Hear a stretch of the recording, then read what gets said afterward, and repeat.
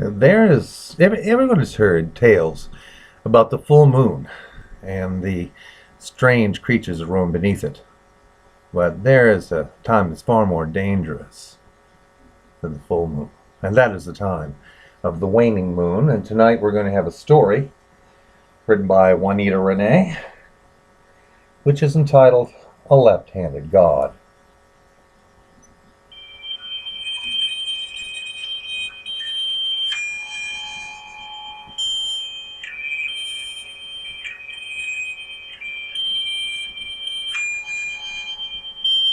A Left-Handed God by Wanetta Renay. Even castles made of sand fall into the sea eventually. Jimi Hendrix. You're a dead man. Reverend Wright touches the message written in blood on the Westfield Church men's room mirror. The blood is sticky and warm on his fingers as he reads the message with pinned, bloodshot, meth-addled green eyes. Is this really here? Or is this just a meth mirage? Wright wonders.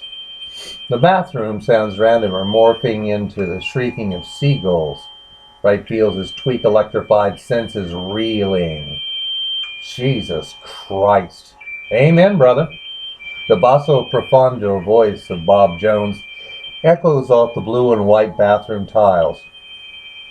His voice only slightly louder than his Hawaiian print tie. A drop of blood falls from the gruesome message, landing on Bob's shiny bald pate. Doesn't this fool feel that? Wright wonders. Bob leans closer, his breath a mixture of vodka and juicy fruit gum. I know you're fighting the good fight, trying real hard to keep the godless faggots from cornholing our children. But you look a bit under the weather, Rev. Are you all right? Nothing a line of tweak won't fix. Just tired, like they say. No rest for the wicked. Amen to that, Revo. And then, he's gone.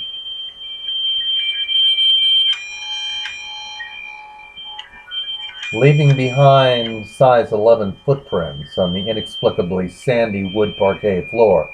The gulls are screeching in his ears again, this time accompanied by the toot of a tugboat. Wright examines the gory message once more. This has got cocksucker written all over it.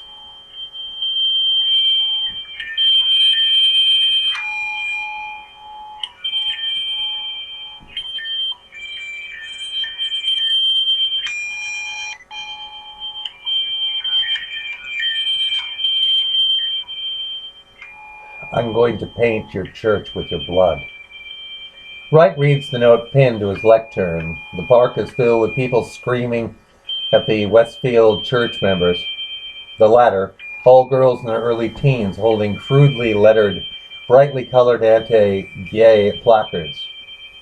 His heart in his throat. The Reverend waits, tapping his foot, his skin prickled with goose flesh.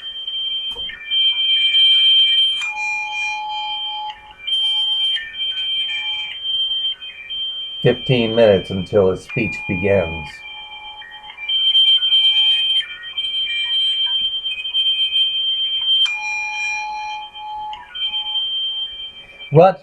Robert Sutcliffe fingers the straight razor in the pocket of his faded green army jacket. With sweat-slick, calloused ebony hands, his heart hammers in his massive chest. 3 days ago, he discovered his gay son Rocky's skinny corpse hanging from the garage rafters. His head cocked back, yellowish brown and leathery, was his neck. Blue tongue protruding from his drooling azure mouth. Clenched in his son's hand,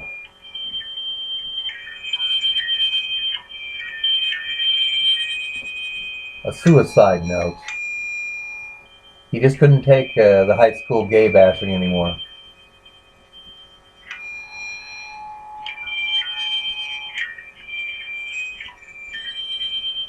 "10 minutes until his speech. 10. 10. Wright remembers when he was 10, his minister father Jack, reeling drunk, beating him, telling him he was bent, the product of a left-handed God. His father always punished him with his fist to make a man out of him, he said. One time he recalled one of his dad's beatings sent him to the emergency where he got 5 stitches on his forehead. 5. 5. 5 minutes until his speech.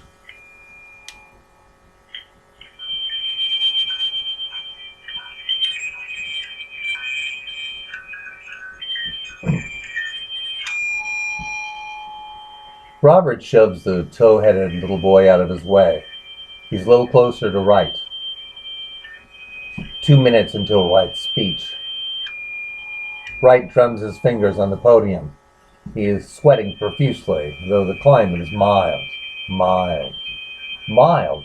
Wasn't that what Mom said about him? Such a mild-mannered little boy. Until she died of cancer when he was 12. She was passive as well, and crippled by Dad's abuse long before the cancer got her.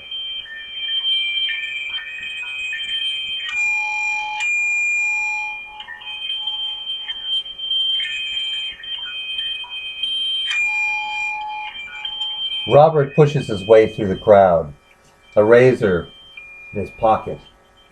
The razor feels as heavy as lead. Closer, closer. 1 minute until the speech. Wright's stomach lurches. He tastes remains of 6-shooter coffee and stale bagels.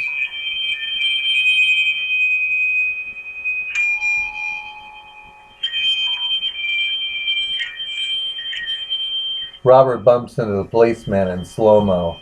The policeman eyes him suspiciously. Robert beats a well-measured retreat from the lawman, losing himself in the crowd. Next time, Robert thinks. Next time. Time. Time to die, prick.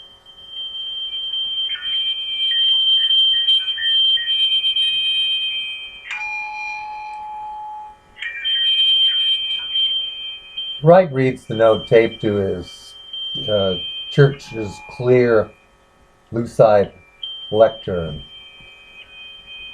He takes a drink of bottled water, spits it out. Seawater.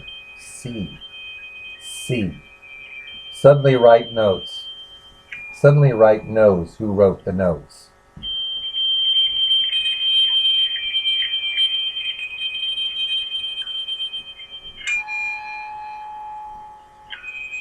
A coughing fit seizes him. He clutches at his throat, wheezing. His face reddens. Can't breathe. Poison. Water must be poison. Wright's mouth fills with sand. The sand flows out, pooling around him, flowing like a tide over the congregation, covering the entire church's domed interior.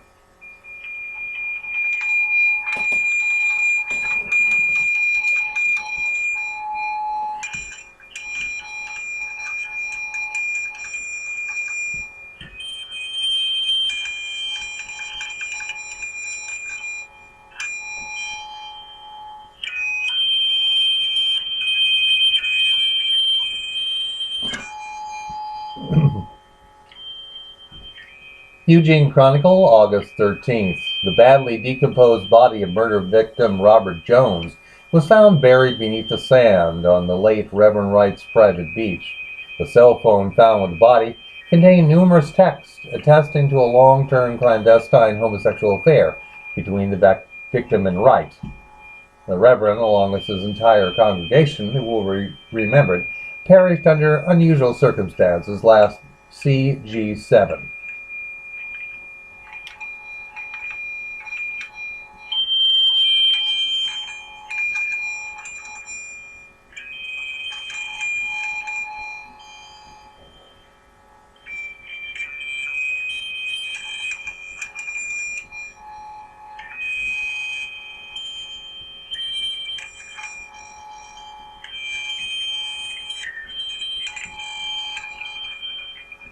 And that was the end of The Waning Moon.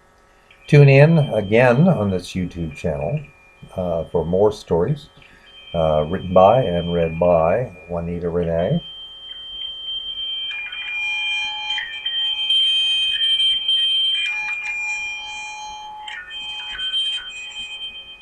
And I'd like to remind you, until we meet again, I'll be looking out for you. And also,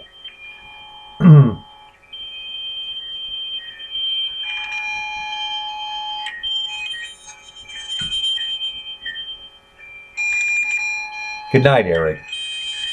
Wherever you is.